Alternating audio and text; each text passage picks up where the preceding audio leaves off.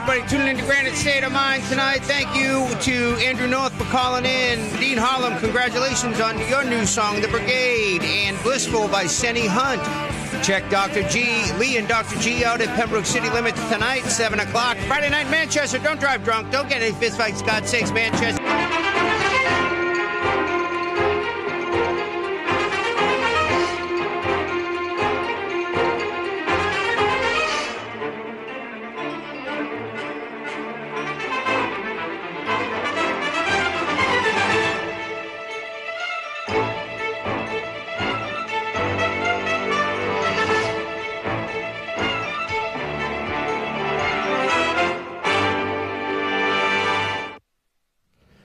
Good evening and welcome to Rock, Paper, Hand Grenades. I'm your host, Joshua Solomon, and with me as always is the Honorable J.P. Marzullo.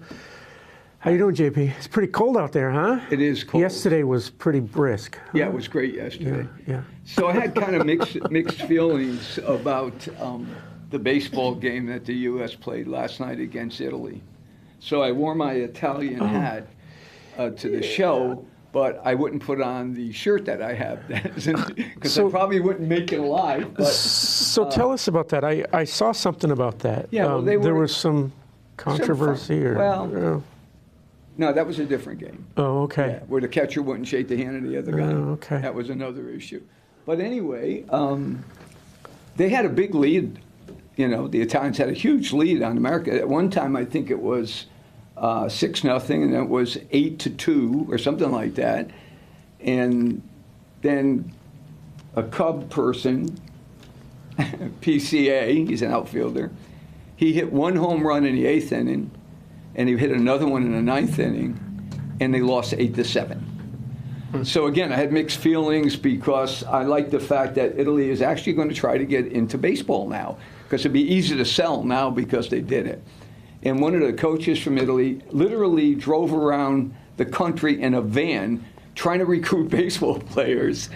And so they had some, they weren't all professional as ours were, as the USA was. So the sad part is, it's really crazy. It's very convoluted. So if Mexico is playing somebody, I don't even know who it was, but if they win by more than 5, if they have more than 5 runs in that game, USA's out. So they don't want Mexico to win. They want Italy to win now. Because if Italy wins, they're in. So anyway, like I said, I had some mixed feelings. As a kid, I had a great license plate, which was FBIA, full-blooded Italian-American. And I was thinking of getting it here, but, you know, what's going on in the world today and stuff, I probably wouldn't want FBI on my plate. You know, that'd be a little tricky. FBI agent. Yeah, that's what people would say. Yeah. It worked a couple of times for me, though. So anyway, yeah, I'm okay, ready to go. Oh. Well, we'll see how that turns out. When's that game? The Mexico game? That's tonight. Tonight? Yeah. Okay. Yep. So that's not a game I want to bet on, because Mexico was pretty tough. We almost lost to them. In other news, the Bruins are 13-0. Yeah, but on the road, home? they stink. Yeah. Oh, my God, they're awful. But, you know, I got nervous last night when they go into overtime. Every time they go into They overtime, they blow it. And how many, what was it, 23 Yeah, seconds or something yeah. they scored? The sad part is you're beating the hell out of McAvoy. Oh, yeah. I mean, this poor guy, he's a tough guy, no question about it. But, you know, they're going after him. And I'm convinced now that, what's the guy's name? Ash something or other. He's like the new Bergeron. Not Bergeron, no. Who's the tough kid? They're all tough. They're all tough. I'm losing it. Let's move on. Sorry about that. Tonight's guest, a returning guests, Senator Howard Pearl and his wife Heather. How you doing? We're doing great. Good to be here. Thanks for having us. You've had a couple of long days, huh? Yeah, this week's been a little challenging. When we talk, because you have a crazy schedule anyway with running a farm.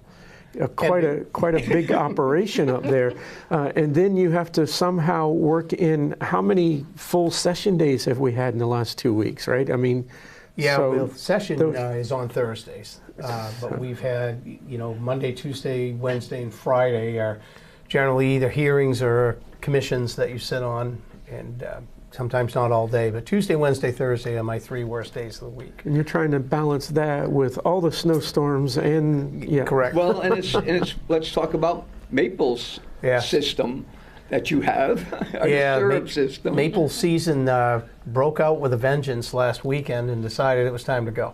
So we are going. How does it just break out? Finally got warm. last weekend was Finally got it warm, wasn't yeah. warm last weekend. I Yeah, it remember was- a snowstorm leading into last weekend. We had warm weather on Saturday and into Sunday, and it just ran, and it really hasn't froze much since then. It's been almost too warm. We really don't want to see 70-degree weather this early in March, but Yeah. we lost most of our snow overnight Yeah. the last 2 days. No, why is warm weather bad for the maple season, or why is it coming up fast bad for it? So a couple things can happen. One, maple sap has it's liquid with sugar in it. So anytime it gets warm, you're really encouraging that growth of bacteria because of the sugar base in it. And when it gets, that solution gets up to 65, 70 degrees, especially the inside of the tree, you're really encouraging bacteria growth in the tree. And that is not what we want, because that will shut the trees right down from producing. They wall out. Think about it like a cut on your finger. If you kept squeezing it and kept the blood flowing, it really would never heal. And that's kind of what a tree does. Is we keep that liquid flowing out, it won't heal for a while. But once that bacteria starts to grow, especially in the tree, then that tree will naturally wall it off to protect itself, and you're all done making syrup. That's kind of the end. So why don't you tell? But don't you need? I'm sorry. No, go ahead. Don't you need the warmer weather for the syrup to run? Because the colder it is, it's going to thicken and freeze and not run. You Sure. need it. You need it to be warm enough to run. I do. So what I'm looking for is 25 at night, 45 during the day. Those are kind of perfect sap temperatures. Not above 50, because then you're getting that freezing action, which encourages the tree to move that sugar from the root up to the bud, and that's what we're taking a piece of that from the tree and turning that into maple syrup. So how many trees do you have tapped? So I tap a lot less myself than I used to, because the situation you discussed earlier with serving in the Senate has caused me to make some changes in my operation. Heather and I can do about so much here. Right. So, we've changed our operation in the last 4 years. Plus, there's the lack of labor has become a real challenge. We just don't have the interest in working, that type of work with the younger members of our society. They are not real keen, many of them, on doing that hard physical labor. So it's caused us to make some real changes in the way we do business. So I'm boiling now from about 2,200 taps. There's about 11,000 on the farm, but I rent the rest of them out to some neighbors. So they're still getting drilled, but they're just not getting done by me. Right, there you go. So if I remember, you had some people with green cards that would, I don't know, coming out of Concord. I remember you. Yeah. I don't know where they were from, but I met Sure. some of them when we came to the farm at the time, looking at zucchini and other things. Yeah, they were summertime help. That's We what I used to meant, work with the immigrant community that was in Concord, and that started to change about 2018, 2019. We started having less and less availability from these folks because the job market was hot. They could get very good jobs that were not just seasonal like my opportunities, they were year-round. Yeah. And so we started finding that we were struggling to get labor even prior to COVID. And of course, COVID changed a lot of things for all of us, and it kind of was the time that I said, okay, here's my signal, I got to make some changes. And I was getting into my mid-50s at that point and starting to feel like, there's only so many of those rigorous long days that my body would take as well. So started making some changes and have continued to do so. And like I said, Heather and I have made some significant changes over the last 4 years to the way we operate. But kind of pared it back to mostly what she and I can handle, along with the help. I have one part-time guy still that's been with me forever. And, but Bill's getting older as well, and Bill kind of needed to be part-time. So it just was a natural transgression that occurred. So you said you have over 11,000 taps. Yeah. total, but you're only doing 2,200 Yeah, now. I'm Give us- boiling one orchard. And Give us an idea of what kind of volume comes out in your average season. I know there's got to be up and downs. What kind of volume comes out of Sure. 2,200 taps versus 11,000 taps? How many gallons of maple syrup are you producing? so off the 2,200 taps, we'll make between 800 and 900 gallons on a normal year. Okay. So I'll back up just a little bit. When I took over from my dad, we had older tubing systems, a lot of older technology, still had some sap buckets out, and we used to figure about, on a good year, you could get, 4 taps to a gallon of syrup. The average year probably was closer to 5.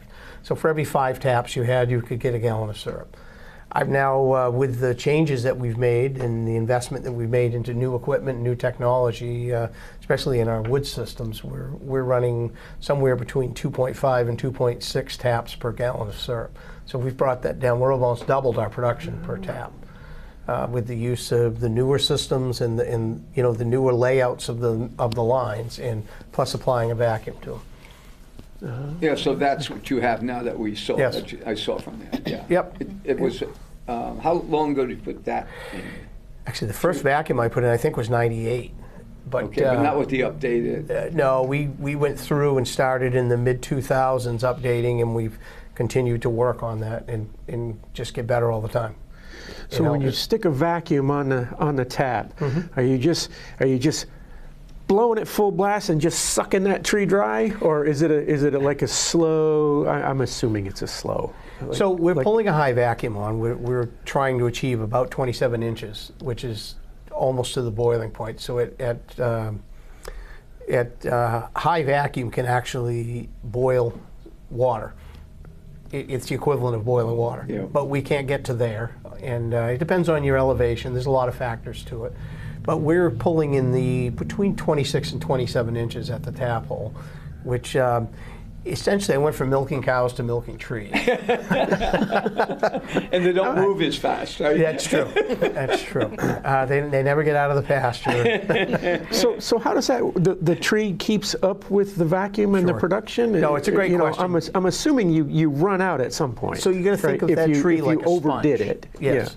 And that's a question I get on a regular basis is, can you pull too much and hurt the tree?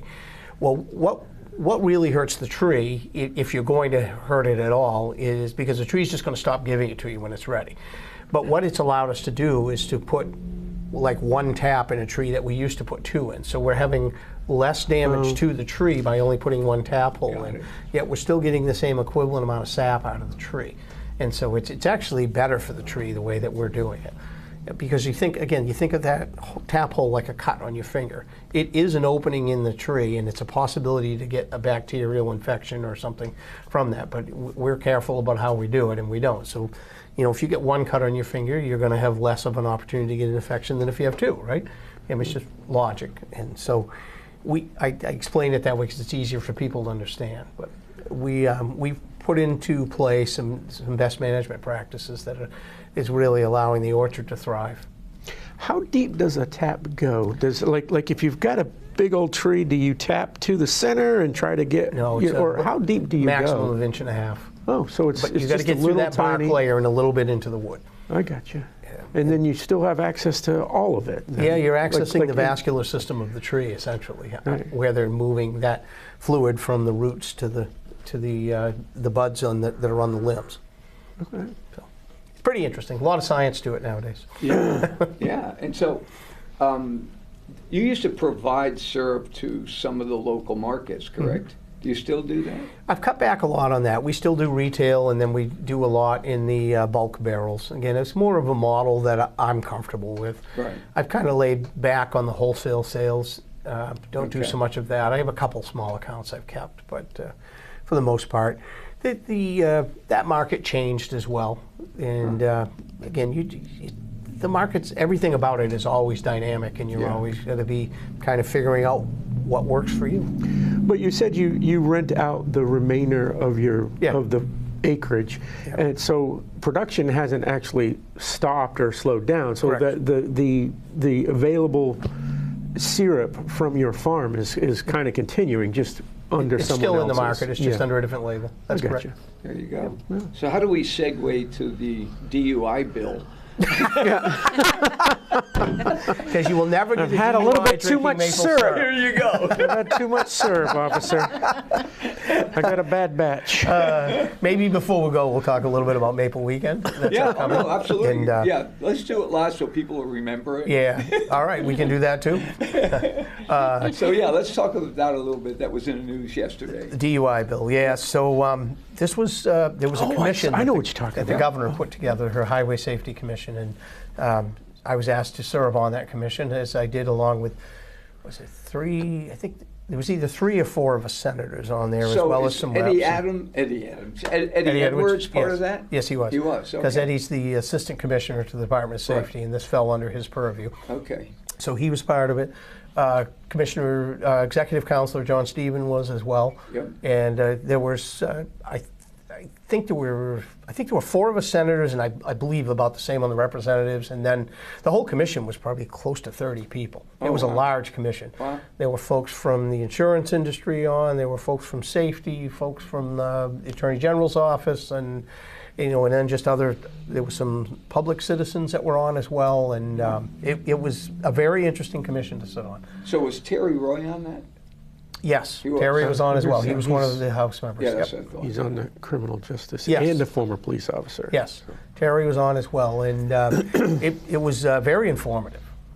And I was glad to participate. We had a lot of discussion about, how do we counteract the high refusal rate that's here in New Hampshire. More than 70% of the folks that are pulled over for a DUI stop refuse to take the test. Right. And they do so because it was less of a penalty on the administrative side than it was to go, we were essentially rewarding them for not taking the test. So we've had to look at that and go, hold on a minute. We want to put the incentive on following the law and cooperating, in having the understanding that, people do make mistakes sometimes. Sometimes they don't realize the level that their intoxication is at. Right. And so we didn't want to keep incentivizing for people to refuse the test. And so we've moved that administrative loss of license to a year, which aligns us, and I'm sorry, I don't remember the amount of other states that are at a year, but Senator Gannon mentioned it yesterday. I want to say it was 18 or 20, but I apologize, I don't remember the exact number. So it kind of moves us more in line with what's going on in other states and how they're combating that as well. So that's essentially what the bill does, is it enhances that administrative penalty so that, and then we incentivize with a shorter loss of license if you're willing to go into some of these other programs, if you are, labeled, tagged with a DUI, and if you're it doesn't have to be just about the breathalyzer test either. There are other ways that a DUI can be done with the way the officer, the roadside pullover and all the things that he sees. So, but essentially, if you are charged with a DUI, there's another path that you can take through going through these programs, and which will get you a lesser penalty that way now than refusing the test and just accepting the administrative penalty. So the administrative penalty, refusing the test and taking the administrative penalty, the basically, if you refuse the test, then you lost your license for what, 6 months? I think it was 6 months. Yeah. Now it's Now a year. It will be. Well, it's passed the Senate. But it's but got to go through the House. But if you took that penalty, then you're not charged with a DWI? Not necessarily. You could still be. But it takes away some of the key evidence that is Right. part of getting hit with a DUI. So, being able to make that stick. But all of that is still in place or unchanged? Again, we've changed there is an incentive program so that you can go through a program to help you, and it will be a lesser penalty that way now than going through the administrative side. I got you. So it's kind of incenting people to, okay, listen. And that's kind of where I was going, because when I read the article and all of the information, I have mixed feelings about interactions with police officers. Mm-hmm. And it's not because I'm anti-police. I'm absolutely pro-police. I want bad guys caught. Sure thing. I want every tool in the toolbox to be used to convict people who are doing bad things. On the other hand, there is this other side of, once a police officer makes contact with you for whatever reason, whether it's DUI or some other, there's this notion that the police officer, he wants to make an arrest. He doesn't want to have stopped somebody for no reason. There's egos involved and things like that. And so the general consensus from defense lawyers is, even if you're innocent, don't talk to the police unless you have your lawyer present, right? Give them the minimum amount of information they need to make the situation safe. Sure. Right? I understood. That's their job. Well, that's right? generally good counsel, I guess, from an Give them attorney. the minimum information they need to make the situation safe. After that, if you're going to do any talking, you do it with a lawyer present. Right. And so this culture of refusing the breathalyzer, refusing the blood tests, right, on the site, kind of stemmed from that, right? You're submitting to essentially a search of your bodily functions without being able to consult with your lawyer about it. Now, obviously, if I haven't been drinking and I'm perfectly fine, and all I did was kind of swerve off the road because my attention was on the squirrel or the deer over there, and you were falling asleep, right? I would obviously, I'll take the breathalyzer test because I'm not, right? But then there's also a part of me that says, you know what, I don't even want to do that even if I haven't been drinking, because I'm in this situation that all the lawyers are telling me, don't consent to things unless you've got counsel. And so I got mixed feelings about, being punished for doing what is in my best interest, even if I haven't been drinking. Well, and you're still going to have that same option. That's that mixed feelings, right? And so the option is still there to refuse, but it's going to carry a stiffer penalty because it's. But that penalty is now automatic. It's being right. The administrative loss of license always has. If I try to protect my rights, I'm automatically still going to lose my license for a year. Understood. Right. So that's the hard balance. That's my exactly. It's a hard balance to strike that we have to look at as a legislature and go, okay, hold on a minute. How are we doing? And I understand the concern you have, and I certainly understand that. I certainly take that into consideration when I was looking at it.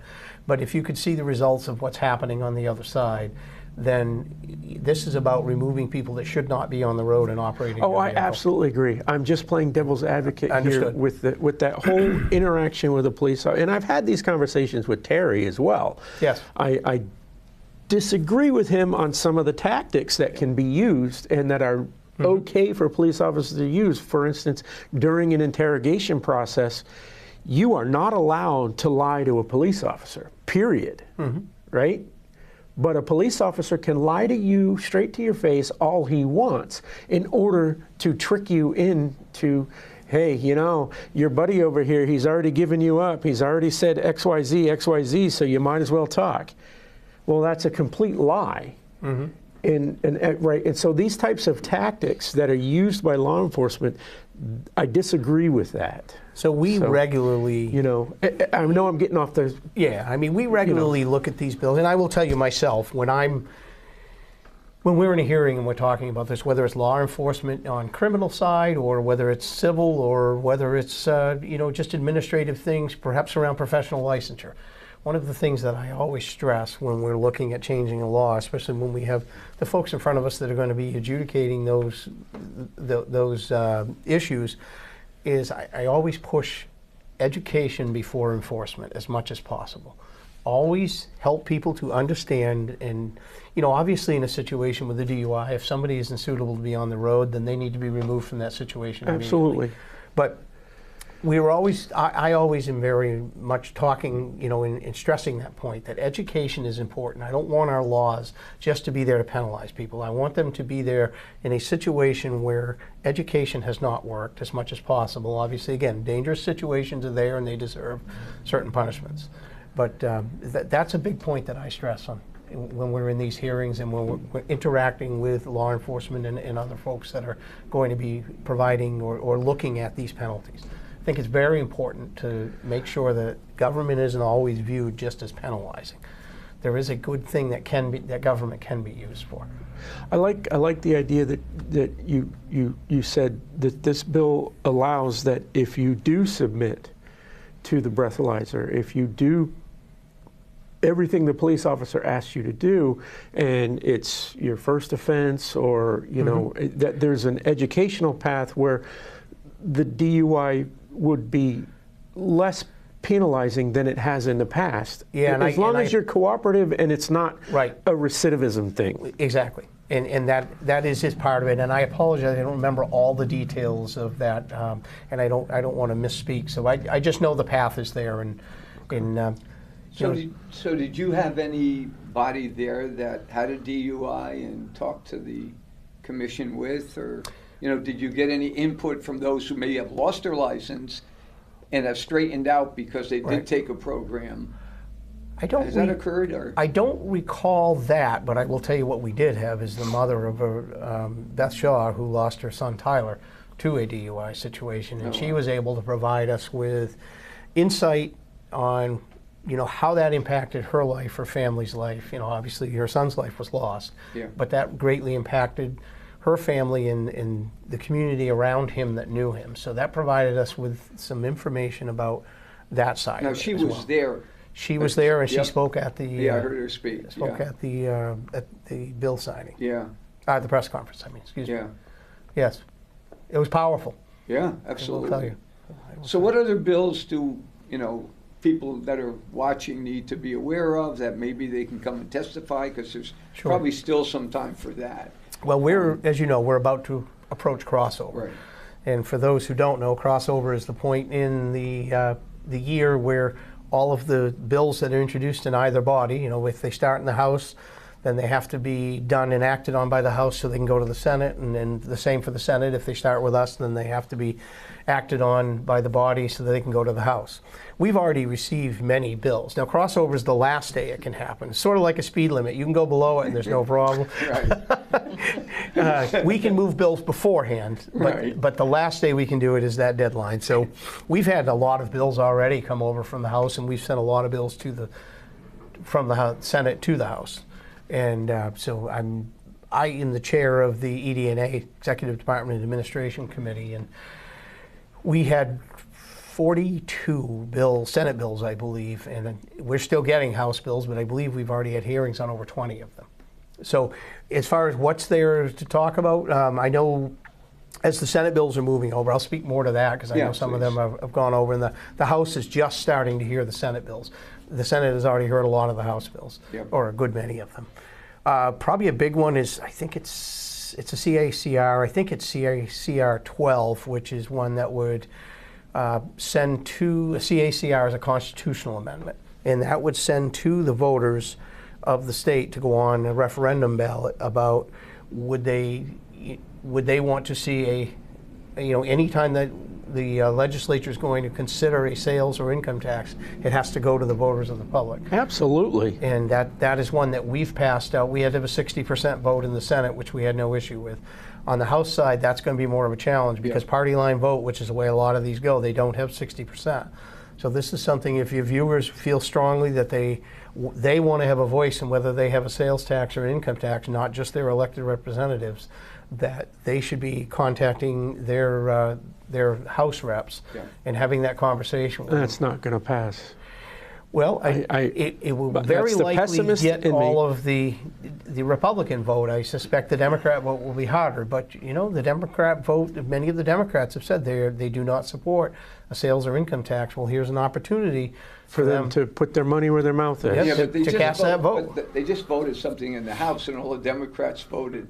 They said they didn't want it, but now they're putting it up there like, okay. Yeah. I understand. We know how that works. It's always because they don't want to give the other side a victory. That's how they do it. Here's an opportunity that's how they view it. For your viewers and anyone that has an interest, about whether you want to say, again, in the future about an income or sales tax, that this would be a great one to get behind. I could look it up, but I believe it's CACR 12. Yeah, and you can send in a letter to say you're in favor or against it. Yeah, I know the House had a hearing on it this week. And I apologize, I don't know which day it was. I think it was Tuesday. Yeah. But you can absolutely do that. It has not been voted on by the House. So you can certainly do that. So there's still time to do it. 100%. This is a great time to advocate and get in and make it known to, again, I don't believe there's going to be an issue on the Republican side with supporting it. I think the issue will be on the Democratic side. So how many committees do you chair or vice chair now? Sure. So I chair one committee, I vice chair a second committee, and then I also serve on finance, which is a very busy committee. How do they manage the schedules of all these committees? Because if everybody has to sit on 2 or 3 committees, there's definitely got to be a point where scheduling has to be a conflict. They're generally good about not having 2 committees that you sit on. I'm certain it happens at times. But they give you a slot, and that becomes the challenge, because so ED&A I have from 9 to noon on Wednesday morning. I have to hear my bills in that slot. And that takes me shepherding those bills through with proper scheduling and time management. When you're in a hearing, sometimes you have to limit the amount of time that people can testify, because I do have to make sure I stay to my schedule, because I only have a certain amount of time. And so no other member of my committee is on another committee at that time. And so they're careful about scheduling. But that's how you do it, is you have to stay within your time slot. So when I was in the House on the Service Committee, and we didn't get a lot of bills. So what we would do is go and testify in all the other rooms. Or you'd sub in and fill in for a House. Yeah, and then run back to, that's what happens. It's like the complete opposite. You've got too much on your schedule, and then there's other folks who have nothing to hear, and so they just make up stuff. Yeah. I will tell you, as I served 3 terms in the House before I went to the Senate. My Senate workload is, in my opinion, about 10 times what my House workload was. Yep, absolutely. But the neat part is, it's different in the Senate. It's a very different way we approach things than the House. The House really gets into the weeds on stuff.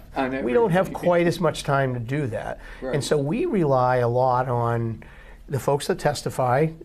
We rely on our lobbyists to bring information to us. And it's an interesting culture, because I will tell you, if you're a lobbyist in the State House, the last thing you ever want to do is deceive, especially your senators, because the one time you ever do that, all your credibility is gone, and you might as well turn in your orange badge. So these folks almost work as our back office, bringing us information, because we just don't have time enough. The other thing we rely on, and this is where I want to bring Heather in, is we rely on, like for myself with professional licensure, there's 58 boards that fall under the purview of Office of Professional Licensure and Certification, OPLC.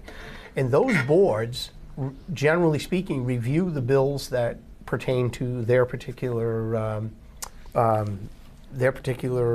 oversight of the board. So Heather sits on a couple of these boards.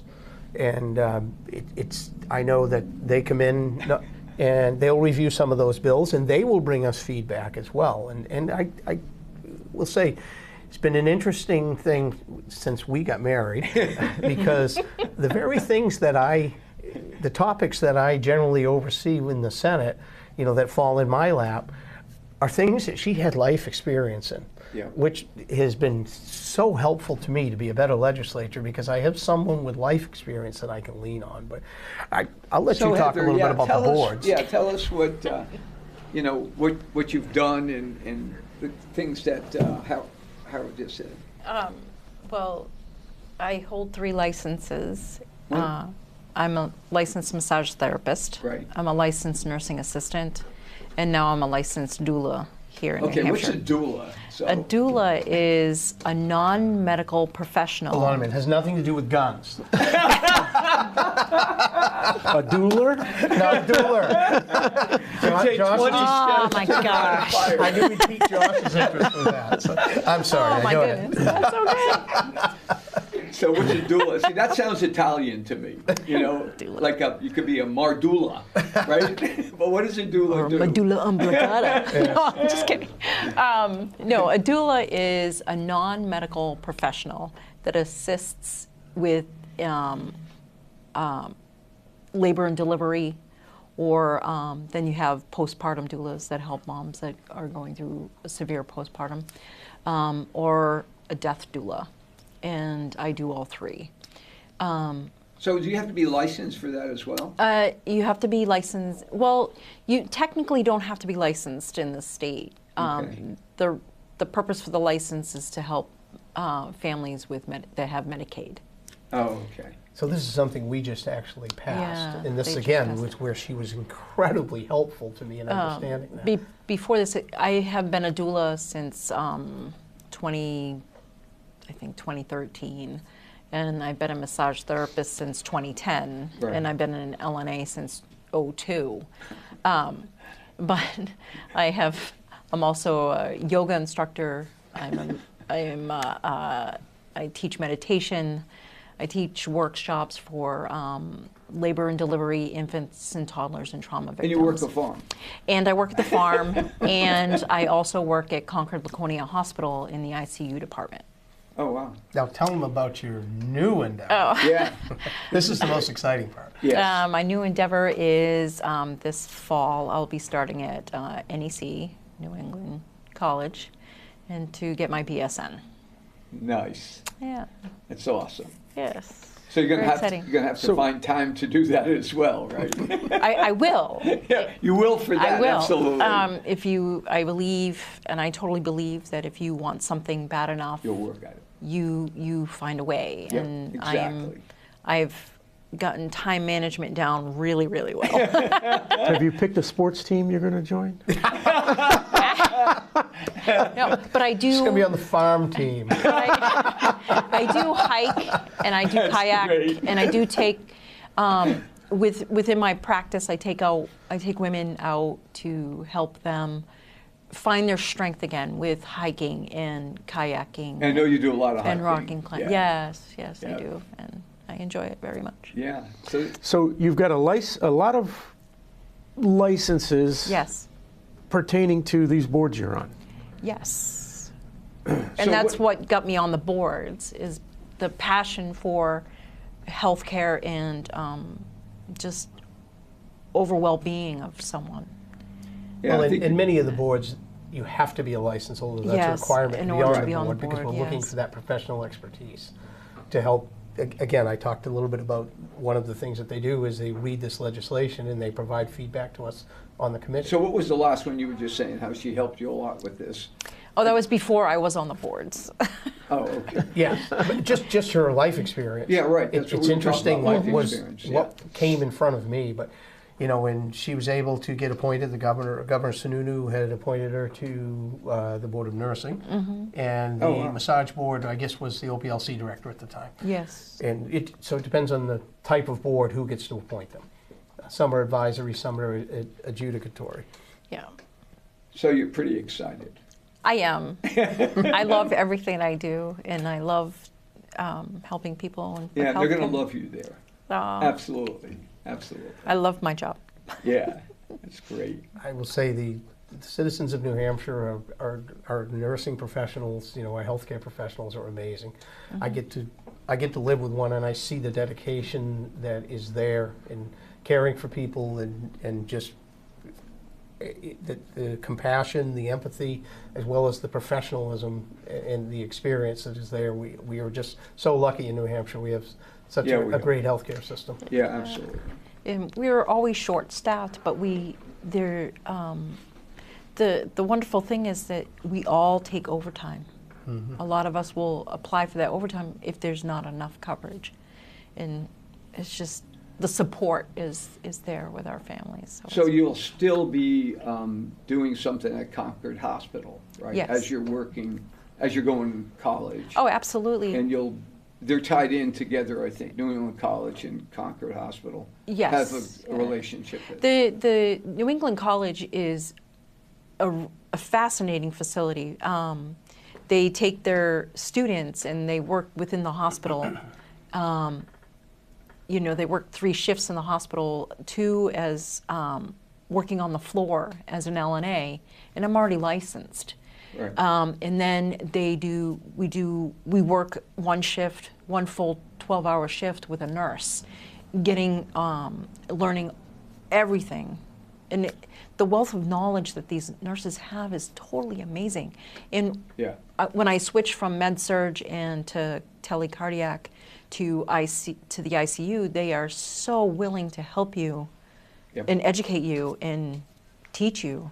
It's fully Yeah, it's amazing. passing the torch, if you will. Absolutely. It's really yeah. how that works. Yeah, it's just sharing their knowledge, and they ask you information, and then it's just a wonderful team network. Yeah, Yeah, it's She will make beautiful. a great nurse. She really will. I know that. Oh, thank you. Yeah, and I'm real as a honorary alumnus of New England College. I'm really happy to have you there. Oh, So, you know, we're doing great things there. Yeah. The president is very creative, and I think you're going to see even more changes. And for me, the first day he was sworn in as the new president, he said, "We're going to have a football team." oh, And the craziest part was they hadn't had a football team for 50 years. Wow. that's So amazing. there's still a long way to go, you know. Yeah. But They're, that's they're sort of always recruiting new players. yeah, Howard. Might be Football, slightly the- beyond my time. But anyway, I'm really happy you're going there. Yeah. And I know it's a good fit for you. I think. Yeah. I really do. We did a tour of the campus, just a brief tour. They were very gracious in showing us around, and it was just impressive. Yeah. I'd driven through many times Sure. that area, you know, but to actually walk the campus and go inside the buildings and meet with the staff and Yep. it just and see the facility, it was impressive to me. The other great thing too is that you not only am I going to be starting there this fall, but I had already had the privilege to help assist train some of the students that come into Right. the hospital, whether they're at LRCC or whether at the New England College or NHTI, or even like when they have the high school programs for the Right. LNAs. It's just nice having that and sharing that. You know, me sharing my knowledge Sure. with new people or new Yeah. employees. Well, I being, told her she a could preceptor. train herself when she was a student. That's right. But the institutional knowledge is really important. Yeah. In every way. Yeah. Don and I had spent over 40 years in healthcare imaging, so we know a little bit about that field, Yeah. obviously. But you couldn't to try to hire somebody to fill my position before I left is very hard because it's all gradually learning every step of the way, Sure. and they have to start from scratch again. Yeah. So that was kind of a benefit when you worked for a company. I worked for Philips, and the cool thing is that they would keep you around knowing that, your knowledge is really important. Yeah. And I know it's the same with Yeah. and quite frankly, it's the same with what you're doing, Howard. I Yeah. mean, It's the same in every industry. JP. absolutely. It's- And That that's- institutional knowledge of And that's working why- with somebody who's done it. Yeah, that's why I have a little trouble with term limits. Yeah. Because you don't want to lose all that institutional knowledge. I mean, maybe you set the term limits lower so that you don't Yeah. have somebody my age, in the state house. but What- you're right. what's though. wrong with that, JP? No, yeah. Again, that institutional knowledge is Absolutely. there. Listen, we both served alongside some folks that are far older than we are. Absolutely. And it was amazing to me to just watch them work and understand. Yep. They taught me a lot about Absolutely. how to move a bill through the process. And Yep.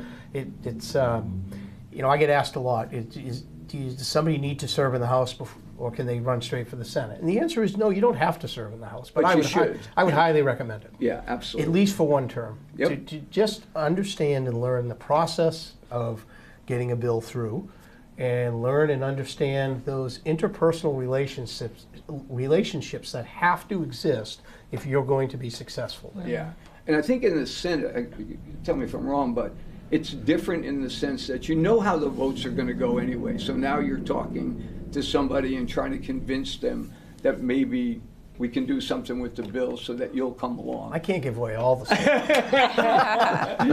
We don't have any Democrats watching. Come on.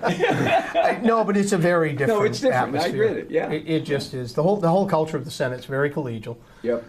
Well, you've got what 1/8 of the members in Oh, less than that. more than that. Oh, 1/16 Yeah, of the it's members. Something in- like that. I forget the math, but it's. But there's only 15 or 25 of you, so 24. it's so much only 24 of easier us, actually. to come to a consensus and do a head count in the room and say, okay, guys, come on, let's be reasonable here. I will Right. say, there's never a vote on the floor that I don't know how it's going to go before we get there. Of course. But our discussions really are about, when we're on the floor, they're about why we're going to vote this Yep. way. And so that, not only our constituents know and understand, but there's another reason you do it. It's for the legal record. So I don't know if you realize this. When the courts look at, so if something comes before the courts, especially the Supreme Court, if someone is challenging the constitutionality or the meaning of, the intent of the You legislature, have to have the speeches. they will go back and look not only at the speeches, but they will go back and look at the written content that we Yep. put in those permanent journals about why we did this. So it's very important sometimes that we get that message in there. There's another reason other than just Yes. trying to convince the person on the floor. Right. You're really setting the record so that it's understood what the intent of the legislature is. That's a very good point, and it's good to hear that the state Supreme Court actually does take that information into yeah. account when they make a ruling, because that's exactly the way it happens at the U.S. Supreme Court as well. But we're in a culture today where you go online. We're obviously a pro-Second Amendment show here, but you go online and you see people saying, "Oh, the Second Amendment says it's for standing militia," right? And they're trying to really parse out this half a paragraph Right. in the amendment in order to take my rights away from me. But if you go back to the record, you go back to the Federalist Papers and the Anti-Federalist Papers and all of that information, it's the same type of information that you're talking about, Exactly. that went into the debate as to how this amendment came into place. They're 100% wrong, right? Just because you're trying to parse out this half a paragraph doesn't mean you know what you're talking about. That's right. And that, again, that's something that when I talk sometimes with students or with groups of folks that are interested in the process, a lot of people don't realize that Right. is important, and that's part of why we talk about what we do on the floor. Yeah, I just remember those big books? Oh, yes. I just got the first half of them, and the State House called me and said, "Do you want to pick this up? Because it's pretty hard to mail." Yeah. But everything that happened in 2 terms, or the 2 years, is in there. All of the bills, how it came about, what the votes That's our were. permanent journal. That's the journal, Yep. and I actually have that. So I've looked back through some of the dumb things I did, and some of the positive things I did. I was young and stupid then. You know what? The first year, I think, and I advise anyone running or elected, is to sit back and listen. Just listen. 100%. Because Don't I even was sponsor asked- a bill. Right. Unless Yeah. there's some real reason you have to. The Yep. best thing you can do is sit and listen. Absolutely. And watch the folks that are there. Yep.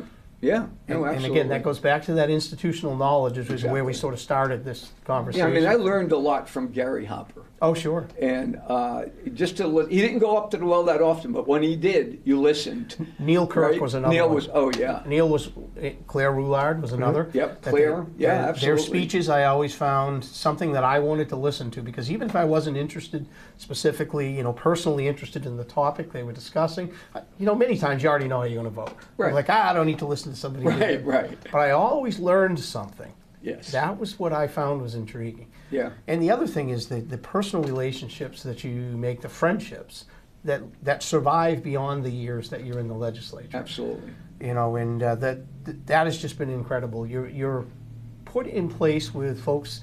The House. You're in a room with 400 people that are willing to give up a portion of their life because they care enough about New Hampshire Right. to be there and bring the ideas that they feel are going to help move the state forward. Now, that disagreement occurs. We don't always agree, and you and I wouldn't always agree on every topic. Right. But that is just the best part of it, is you get to sit and talk with people who are interested enough to take their time Yeah. and donate their time to do this. And I agree. It's just been an amazing adventure for me, and I'm so happy to share it with Heather. She'll come in sometimes and come in for hearings, or I've even had her come on the Senate floor nice. We're a little bit looser on our side about having guests. Even he and I don't agree a lot. Absolutely. But that's good, though. Listen, Different you learn the views. most from the people that you don't agree with. Yeah. Because No, if you're you're right. sitting around and talk in a vacuum with everybody that you agree with, you're not going to learn anything. So I worked for someone once. He was the vice president of one of the companies, and I was leaving. I was going to another company, and I said, I bet you're glad I'm gone. He said, no, I'm not. And I said, but we didn't agree on things. And he said, that's exactly what you should have done. And you're going to do fine going somewhere else. But you're absolutely right. I looked at the first year, and had lunch with a bunch of people that weren't Republicans, had fun talking to them and learning from them. And if you listen enough, you know how to beat them after. So Well, and if you listen enough, you'll learn why they feel like they exactly, do. yeah, that's And- the real and issue. Sometimes, Yep. that can influence a little bit of the way you feel, or at Yep. least help you understand what you're proposing, why they're disagreeing Yeah, with it. exactly. And I've been sponsored on some civics bills that have gone through, and some have passed. And, placing requirements on our high school students and our college students about what they need to know, Right. just about our basic government and how Right. it works. There's one bill I've always joked about putting in, is a bill on civil discourse, so people could actually learn to talk to each other and disagree without arguing That and would fighting. be great. Yeah, That's a great. That's a we've great bill. devolved. We've mentioned it on this show plenty of times. Exactly the point you're making is you need to be able to have a civil conversation with people that you disagree with. 100%. And we are being brainwashed by the media and the liberal left to hate anybody that doesn't agree with you 100%. That's what we're Yeah. getting in social media. That's what we're getting on the There you go. mainstream media. We are trained to hate people and not even be in the same room with them if they disagree with us on any particular issue. And we can't do that. We have to be able to sit down and have these discussions and walk away without hating each other. Well, I want to touch on something that you touched on, something I was going to bring up, and I want to expound on that just a little bit. Social media has not been good for our society in a lot of ways. In fact, one of the college courses that Heather had to take, and I'm going to let you talk about that, was on social media. And just elaborate a little bit. It was on actually, it was my English class, and I took some prerequisites, LRCC. In my English class, actually, it was this book called Chaos. Oh yeah. And it was just unbelievable. It was all about social media and the how much each stage of the social media wants to bring out the rage, and the rage is what attracts Yep. that particular It's attention. conflict. Yeah, That's what the media is. absolutely. They want conflict because that's what sells. Yeah. That's what makes them money. Yeah, it's called The Chaos Machine, Yep. and it was a great book, and I'm so glad it was actually my assignment, and everything within the book was based on other platforms of Wow. social media that all brings you right down into this rabbit hole, and it keeps going deeper and deeper and deeper, and looking for that rage. It actually makes you dive deeper for the rage, and makes you act out on it, because it brings attention. It brings any kind of media into that rabbit hole with you, and then you get more chaos. So and it also brings I want to elaborate a little bit more for our teens. Our teens are sucked into these things, and they cannot put them down. Right. They're everywhere. And I'm going to tell you, when my last two children were little, they had to have computer knowledge in order to start kindergarten. Wow. I was blown away. Yeah, we need to crazy. push that off a little bit. Yeah, and now So- they're sucked into it. They can't even get away from it. I read a story, a study this week that was released earlier in the week, and I can't remember the name of the theory. I actually have the link. But I can't remember. There's this process that's been taking place. Basically, the theory is, and it states, and it's because of advancements in society, that each generation is smarter and better off than the previous generation. But this study has shown that Gen Z is the first generation to break that trend. Wow. Gen Z is actually dumber and less active Yep. than any other generation because of social media and electronic devices. They've had it so easy growing up. Yeah. Instant information, instant satisfaction. Yeah. Gen Z is actually testing 60% lower than all previous generations. Yeah. And that's led to what you're seeing. Yeah. The workforce. The other that's problem- not there anymore. Yeah. The They're other problem- dumber. yeah. They're lazier, and there's scientific evidence to prove it based on exactly Yeah. what you just said. But the other thing is too is that once they get that instant gratification, they're looking for something else. Right. Right. Like- yeah. Like right after. Oh, that was my moment. But now what else? Yeah. And it was, we went to this outing, and Howard ended up going to the men's room, and there was 2 little boys in there that kept waving at the paper towel thing Oh, to get the towels out. to get the paper towels out. And Howard just went up to him, and it was a crank on the side. They did not I know said, how. let me They couldn't figure out how Let to me get show it you out. how to figure use out this. how to just It was one of the older cranks. Right. Yeah. But that's where it is. And I kind of It- it's- came out chuckling, and then afterwards, as we were reflecting on it, it's like, oh my gosh, we have not gone in a good direction. Right. But it's like and our children are finding us being unrealistic and combative when we ask them to come out of their room So, to have dinner. Representative Jess Edwards was on last week, and he's doing some substitute teaching. Oh goodness, And he said this to the kids. He said, "What time is it?" they They don't know. couldn't. They said, "I can't read the clock." Right. They said, "What do you mean you can't read the clock?" So he had to do a whole day on how to read the clock. Well, it's like And dialing that's- an old phone. Yeah, Right. exactly. Or So, some of them don't even know how to use the basic calculator. Yeah. crazy. There was a reason I mentioned this, and I'll tie it back because all of got the just a things, minute or so. yeah, all the things that she learns, I generally am alongside, whether she realizes it or not. I'm learning with her because she's doing her homework within our household, so I'm learning. Yeah. Well, one of the things that particular segment brought to me was the importance of de-escalation and learning to talk to people Yeah. when they start going down that rabbit hole that Yeah. she's talking about, because Yeah. we're getting pummeled with that constantly, even as old as we are. So Yeah. I'll stop there because I know No, you got to wrap Right. up. Well, So we got almost out 1 of time. minute. Let's talk about maple syrup syrup. again. Maple Oh, Weekend yes. is coming up. There'll be maple sugar houses across the state on the 21st and 22nd of March that will be open. We will at the farm, Pearl and Sons Farm on Loudon Ridge. We will be open as well. And it's a great opportunity to come out and get out of the house. It's been cold. Come out and see how maple syrup is made and the other experiences that the different farms will offer. The New Hampshire Maple Producers Association has stuff on their website.